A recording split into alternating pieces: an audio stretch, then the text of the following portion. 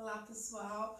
Amanhã é dia do advogado, dia 11 de agosto. E como a gente trabalha muito com advogado, que nós somos peritos judiciais, hoje a gente trouxe aqui o doutor Israel, que veio tirar umas dúvidas pra gente. Como a gente trabalha muito com uso capião e levantamentos, vários clientes perguntam pra gente sobre isso. Então a gente veio aqui, com quem sabe, do assunto pra gente poder tirar algumas dúvidas. Boa tarde, doutor Israel. Boa Muito tarde. obrigada por Imagina. aceitar vir aqui e tirar nossas dúvidas. Prazer. Então vamos lá. O que é uso capião? Aliás, escreve uso capião com I. Olha aqui como é que tá no vídeo. Pode falar. Bom, boa tarde. Boa tarde. O uso capião basicamente é uma forma da gente conseguir a propriedade de uma coisa, né? Coisa que eu estou falando no termo jurídico, né? Coisa.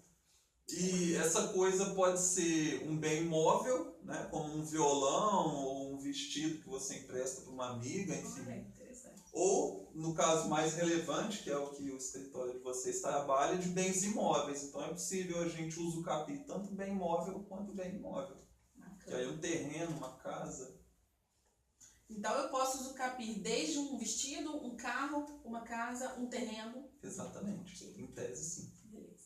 E eu posso usucapir bens públicos?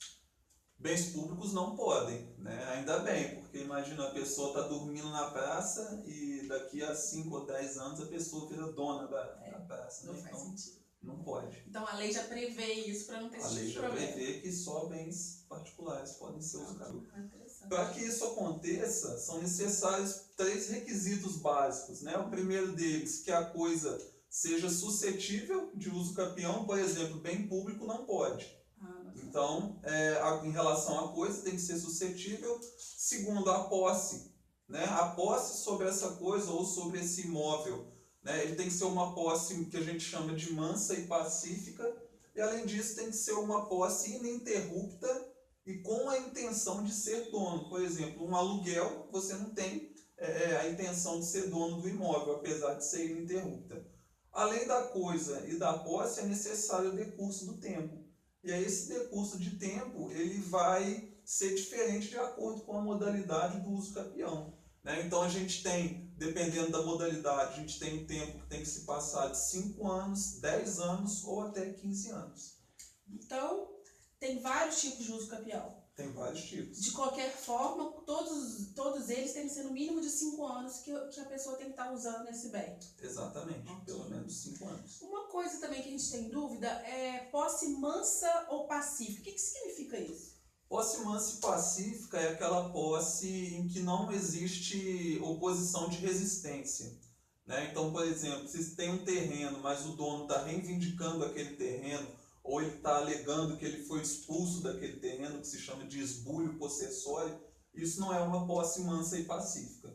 Basicamente, posse mansa e pacífica é quando tem aquele terreno, às vezes que já vem de família, e aí foi ficando, ou então não tinha dono naquelas terras, e aí a pessoa se estabelece naquela terra, fica com a sua família ali, e ninguém se opõe, ninguém se reivindica dono daquele terreno. Ok. Bom, então, uma pessoa que acha que atingiu os requisitos básicos para entrar com uma ação de uso capião, o que ela tem que fazer? Bom, a questão para a ação de uso capião, ela é exclusiva para adquirir a propriedade do terreno, né? Ou da casa, enfim, de onde ela estiver.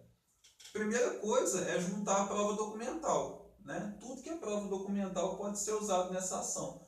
Então, por exemplo, contas que chegam naquele terreno mostrando que a pessoa está ali há tantos anos, conta de luz, às vezes conta de água, conta de cartão, prova documental e também prova testemunhal, né? O quanto tiver de testemunha para chegar no dia da audiência e demonstrar que a pessoa realmente vive ali com a família dela de modo ininterrupto é melhor. E aí buscar o auxílio do advogado. Por exemplo, um vizinho que pode testemunhar que eles vivem ali há muitos anos. Exatamente. Ou o vizinho, pessoas que já visitaram a casa ou que têm o hábito de visitar. De repente, pessoas que já trabalharam naquela residência. Né? Às vezes tem alguém que já prestou serviço ali. Muito bem. Bom, e quando tiver no decorrer do processo, a pessoa procurou um advogado, e aí tem essas provas, entrou na justiça, o que mais que ela precisa apresentar? Ela precisa de algum... Que aí é nessa hora até, inclusive, que os nossos clientes nos procuram. que eles precisam apresentar em questão de como que eles provam qual é o tamanho da propriedade, como é esse imóvel, Sim. como é que elas documentam isso? Aí, a depender do tamanho do terreno, a gente vai ter um tempo diferente dentro daquele prazo que eu tinha falado, né? Então, por exemplo, o uso capião ordinário, que a gente chama, que é a modalidade mais comum, a gente não tem medição de terreno mínimo que existe. Mas, por exemplo, o uso capião urbano, o terreno tem que ter até 250 metros quadrados. Ok, mas O como uso é que capião de zona rural tem que ser 50 hectares de terra, no máximo. Tá, então como é que ele prova que são 50 hectares de terra, são 100 metros quadrados? Aí, através de perícia, e aí tem que ser contratado ou pela pessoa, se ela tiver pela assistência gratuita. A gente, né, tem como pedir para o juízo também arcar com isso daí, mas tem que ser feita a perícia através de laudo de engenheiro. Isso. E aí o laudo de engenheiro, que é quando a gente atua Você está no puxando o processo. saco para vocês aí. Sim, exatamente. Na verdade, os nossos clientes pedem pra gente um levantamento e acham que é nossa função também entrar com a parte jurídica. Uhum. E a gente fez esse vídeo muito para instruir isso também. Que não, nós também procuramos informações com vocês e a nossa parte é só entregar o levantamento para o cliente, descrever as benfeitorias que ele fez no imóvel, e depois, para uma futura perícia, aquele laudo já está certinho falando como é que está o terreno que você deseja usucapir. Essa palavra a gente ainda ensinou para o nosso público, né? Outra coisa também, para o pessoal de casa, para não ter risco nenhum de sofrer essa ação com uma posse, com uma propriedade que é da pessoa. Por exemplo, se eu tiver um imóvel e um amigo, um familiar me pediu esse imóvel emprestado, isso acontece muito, né? Uma relação de amizade, por que não? E como é que eu faço para me precaver para isso não gerar futuramente uma ação de uso capião?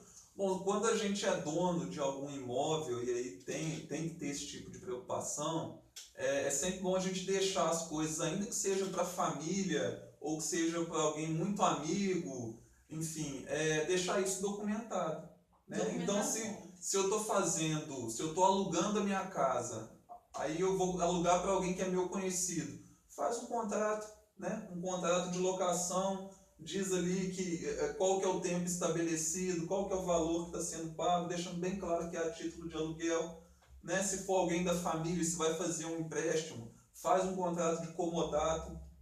Né? Então, procurando advogado também, existem diversas formas de fazer esse tipo de contrato e aí fica respaldado. Né? Por exemplo, é muito comum quando vai ter partilha de bens. Né? O dono morreu e ele tem a partilha de bens. Enquanto está partilhando, e isso demora um pouco judicialmente, algum dos herdeiros vai morando no imóvel.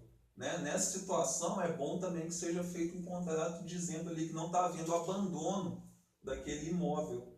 Né? E sempre lembrar que a pessoa que a gente está emprestando o imóvel, ela pode vir a morrer. Né? E se ela morre, a gente pode ter problema com os herdeiros dela. Verdade. Essa questão de bem, a gente tem que pensar em outras gerações, né? Pode ser o meu neto discutindo com o seu neto. Exatamente. O que a gente combinou amigavelmente já não está valendo. Já não está valendo. E outra coisa, se você é dono de um imóvel e por acaso teve alguma invasão desse imóvel, alguma ocupação, a primeira providência é acionar a polícia, né, e pedir para que seja feito boletim de ocorrência. Por quê? Se você deixar passar essa situação, a pessoa vai poder caracterizar a posse mansa e pacífica mais para frente. Aquela que o senhor explicou no início. Então, assim que for esbulhada a sua posse, assim que tirar a posse do seu terreno, aciona imediatamente a polícia, pede para que seja feito boletim de ocorrência e inquérito policial. Que aí fica registrado que você reivindicou a sua Exatamente. Posse. Muito boa dica. Agora uma dúvida, esse contrato, que se eu emprestei o imóvel para um amigo, eu fiz o contrato, esse contrato, se eu elaborar no computador, imprimir, ele assinar e eu assinar, tá valendo ou eu tenho que registrar em algum lugar? Não, esse contrato entre particulares, ele pode ser feito, não vai ter gasto com registro, não. Ah, ótimo. Porque aí entre duas pessoas e, de qualquer forma, isso já serve também para retirar a característica da posse, né? Que a gente tinha falado, tem que ser mansa e pacífica, mas também tem que ser com intenção de ser dono. Então, esse contrato ele já serve para demonstrar que não havia intenção de ser dono, né? Ótimas dicas. Muito obrigada, pessoal. vai ter um texto explicando mais detalhadamente sobre essas leis, e como o próprio doutor Israel falou, existem vários tipos de uso capião. Quem tiver alguma dúvida é só acessar o nosso link aqui. Muito obrigada, até o próximo vídeo. Tchau.